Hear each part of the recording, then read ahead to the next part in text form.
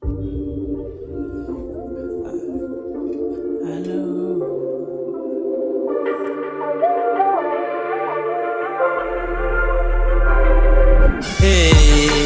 da yau na gane duniya sai a hankali zabita.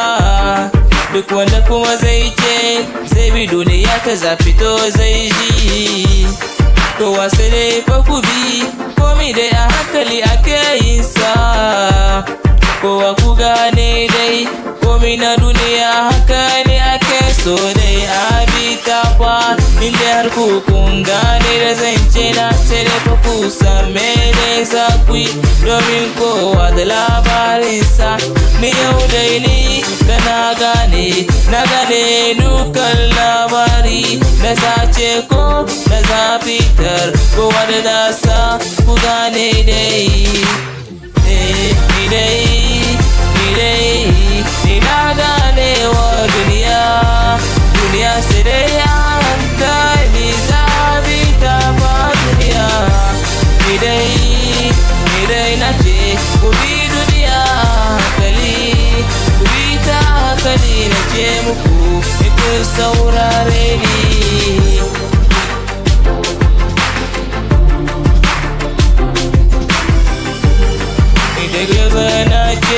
Kowa ku bi kome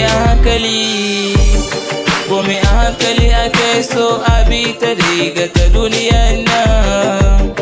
Wani yana sauri wani kuma baya cikin sauri.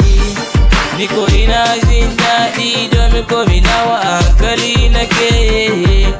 Kafin wani ya ce zana ce a'a kaɗan dakata. Ni ban son sauri komai a hankali da ni na ke so. Kowa da labarinsa ne, kowa da saurinsa da kuma sanyinsa. Ni da kana gane duniya sannan kuma na ɗauka sannan kuma na sallama komi nawa. Ni na gane duniya sai a hankali ake binta fa ku gane.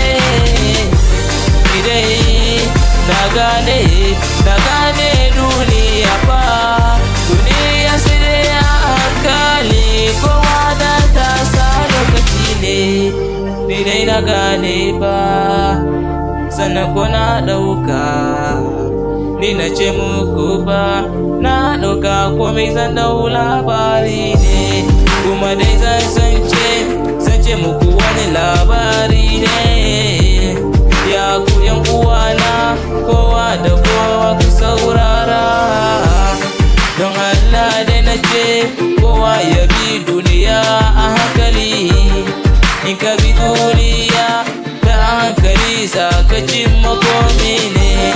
Za ka cika muradanka wa'inda ba da wuya ba. Ni dai